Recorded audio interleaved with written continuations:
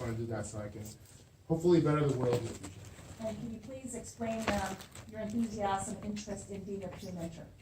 Oh yeah, definitely, because I think Cal Poly is a great place. It's taught me a lot of things. I've learned things from my own peers myself, and from my professors, and all the opportunities that I've been given here at Cal Poly Pomona. And I want to try and pass that on to these new upcoming talents that may or may not be coming here to Cal Poly Pomona, so that they can flourish in wherever they want to go in their life, whether it be in engineering or in entertainment, or whatever they want to do in the future. Could I ask if you could just share what high school you attended? Oh, I went to San Gabriel High School. Great.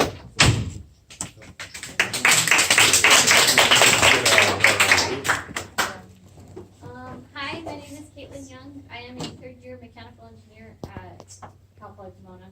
And I want to help peer mentors because I've had a couple peer mentors myself that have helped me over the last couple of years, and they had a huge impact in my life, and I hope to be able to pass on what they pass on to other students. What high school did you go to? I went to a chain called Excelsior Charter Schools. My particular location was in Barstow, California.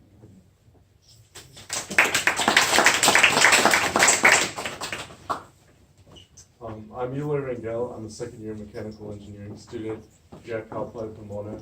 One thing that I'm looking forward to this mentor/mentee program is not only help them with any mistakes that I have made through my experience here at college, but also have them excel past me. That's what I feel like is a good part of the mentor/mentee, that they could become a better person than I am. A high school that I went to was Marietta Valley High School. My name is Edgar Roland. I'm a second-year mechanical engineering student. I went to Santiago High School in Corona, and the reason why I'm doing it is to same to all of these three is it's really helpful to have someone that can teach you coming into college and how difficult that can be and how stressful that can be as well. So I think if I can find some way to help them to ease the stress, I guess that's my goal for this position.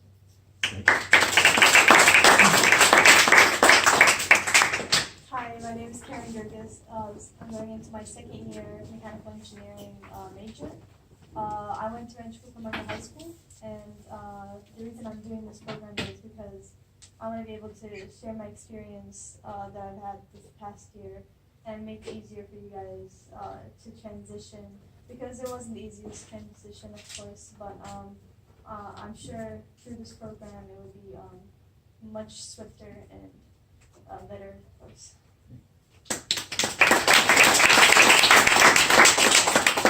I'm Kiara Benson. I'm a second-year mechanical engineering student, and I went to Alpha Valley High School.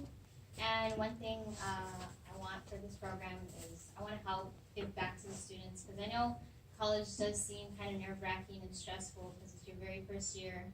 But I want to be able to help the students and say that, yeah, you can do it, and give them the confidence in themselves that they can achieve college. Hi, my name is Jesus Castro. I'm an electromechanical engineering systematics technology major. I went to Carter High School, and one of the main reasons I really wanted to become a mentor is actually because of Scott and Lily. My first year going to college, I had a lot of things going on with my personal life where I actually was planning on dropping out, and if it wasn't for the webbing and the support from just my MEP staff as well as all the friends I've made on campus, I probably wouldn't be here today. So.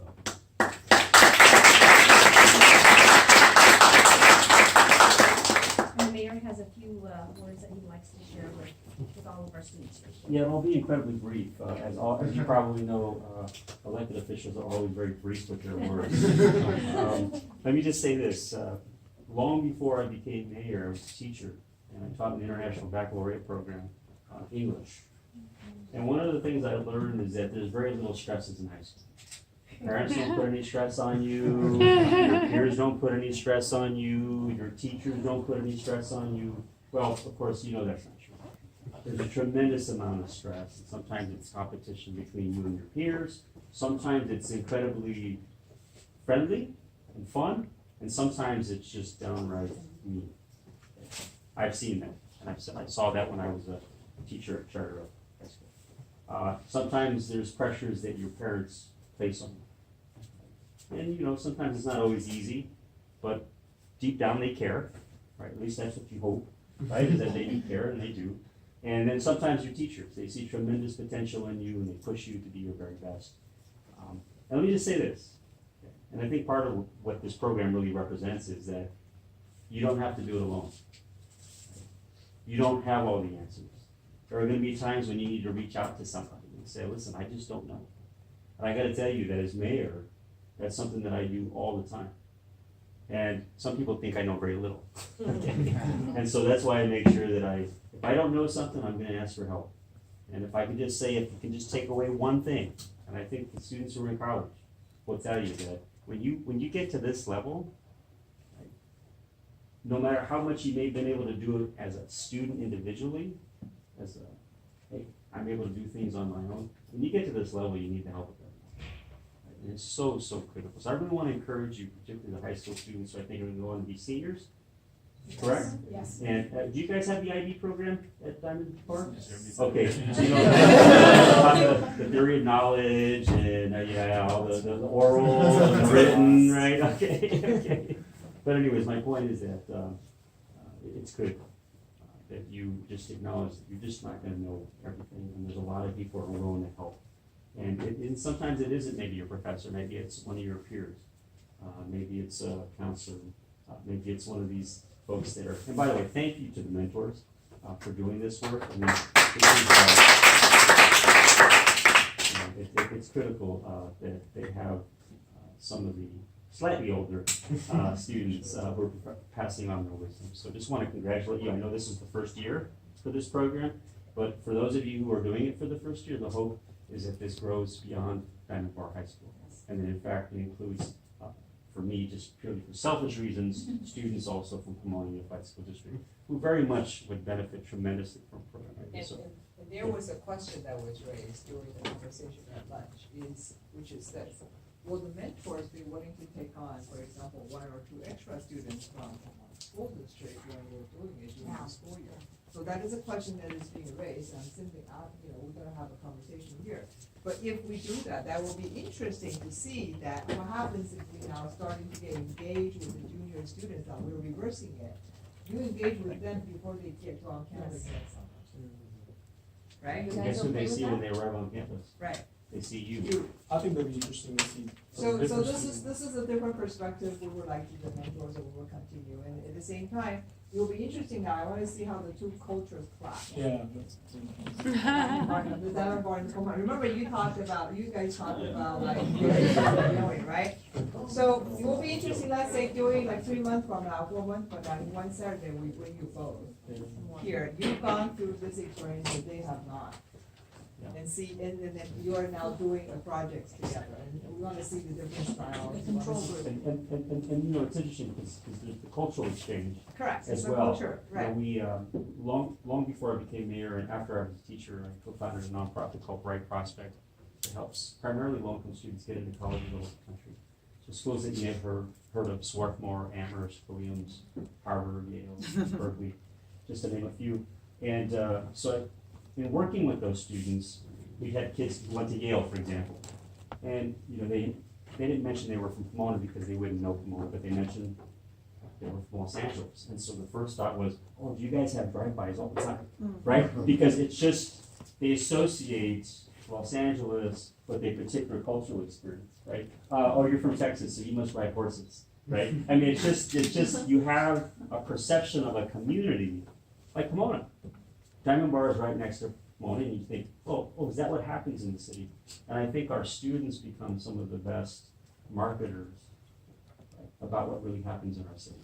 And there's so many positive things that happen in a community like one. And in fact, we happen to have this incredible state university right in our city called Cal Poly Pomona. And so you guys become some of our best ambassadors because you see, wow, I got to meet somebody who went to Gary High School. They seem just like me. And those are important cultural exchanges, because otherwise, if we don't have those, we tend to sometimes think, well, that's different types of folks. And so we look forward to that. And one of the lessons, do you mind standing up? Sure. One of Am I gonna get it? No, this is a professor. one of the lessons we told them, we're sorry, remember we told them like week 2 was to find something that break out of convention, right? Right. So this is a. You gonna do that to me? What I want you to do is like when we watch on the TV, when we talk about mayor of the city, is this what you see? No. I was expecting a student. Yeah. So can you come on over? Right. Oh. He'll explain why. Very busy. And then I want you basically just turn with your backs. Just turn, so you're not watching their faces. Turn. Just turn. No, turn. Wait, face Standing like this, standing Oh. like this. Who looks more like a mayor? So to give context, Yes, we yes. told the students as part of their research to go Can I sit and down? break. Yeah. Break a convention, because Sure. you float in your own water, you absorb your own oxygen, Sure. you don't even realize that you're involved in it. And so I said, one of the examples I would give you would be standing on an elevator backwards. Now define to me what is backwards, right? Everyone knows in their head what's backwards, right? Looking at people in the elevator. Right? Yeah. Yeah, so Angela and I were shocked to realize that they did research to do research. They looked up online the best way to break conventions prior to breaking a convention. And So then- that is a convention, right? And then the next day, I remember I wore in a shirt, I deliberately wore it backwards, right? And somebody said, we're showing, the label was showing. They just thought you were socially awkward engineer. She doesn't know how to wear a dress, how do you know this is not a fashion statement? So that was on Monday. And Wednesday, I then wore in something that was the right side, but it has the edges shown, so that was a fashion statement. So what I'm trying to say here, they look the same, but one with the label on the outside, the other one with the label sold in. But if you're not looking at the label, they look completely the same. That's a convention. The convention, it is what is framed in your head. As we typically see what we perceive a mayor or a politician, somebody who's wearing a suit. That's what we see, that's what you said, on TV Polished, and stuff like that, right. politician all the time. Slick hair. Right. Right. So you expect to see a mechanical engineering professor, I'm not wearing girly thing. I'm serious, you're looking at me not shocked. My student tell me, does your husband, you have an anniversary dinner you're going to, if I dress like this, going to the classroom? My answer would be, I'm a female, why can't I wear something like this? Isn't it? Yeah. So I If want you're to, being a male, you want to do a dress code, be a man. I want to touch a little bit on the basis of what Dr. Angela Shee said. So I am the director of the Maximizing Engineering Potential Program, and I want to just give you some sobering facts. Currently, Cal Poly Pomona, 75% of our students identify as non-white, okay? In the MEP program, 85% of our students are students of color, first generation, low income. On the national level, right, similar. Most of the engineers are male Caucasians. Second, male Asians, okay? Third would be women of color, then male Hispanics and male blacks. And people did not realize within the Asian, it's not a culture, it's not monolithic. Cambodian, Hmong, Khmer are at the bottom in terms of high school graduation rates, right? So why does that happen? You have to think about it. There's nothing different about our brain, the inside of our brain. It's because of stereotypes. And so I appreciate Angela Shee bringing Jesus and the mayor up here. As what you see is not what is, right? So you have to think beyond that. And that's, I think, the aim of MEP is to allow all of you to become leaders, to look at untapped potentials. Last week we had 32 Native American students here. Okay? In January we had over 500 students, Native American from 50 different tribes. And we can collaborate on that. No engineers. Maybe I get one Native American student each year in MEP. You take a look at it, all the tribal lands are located on the richest deposits of natural resources, but they pay the highest rate in terms of electricity. That doesn't make sense. So there's an opportunity for renewable resources right on the tribal lands. So these are things that doesn't matter what culture you come from, is an opportunity for you to pay it forward. I was in the Peace Corps as a returned Peace Corps volunteer, so I understand ethno-relativity more than many people, right? So I'm very happy that all of you are in the millennial. You are probably the best generation that has the best grasp of ethnicity and race ever. more than the X generation, more than the baby boomers, more than the silent generation. You view race and ethnicity in a more peaceful way. And I really enjoy and appreciate hearing from all of you, as you always want to give. So I have a feeling after 3 months, even it might be even sooner, you may take Dr. Angela Shia and adopt a few more mentees. So we'll talk about that, because I had mentioned that you would be working with 2 students. But given the opportunity that the mayor is here, I would like you, highly encourage you to maybe adopt a few more mentees before the year passes, right? So we're starting today, our last day will be June 30th, so. And you'll get paid, okay, don't worry about it. Yeah, so for them, it's not about money, it's about their commitment and time. They're all full-time students as well, so we want to make sure the time that you spend with your mentees is quality time. So with that, I'd like to thank Scott Chang, he's going to be collecting the journals.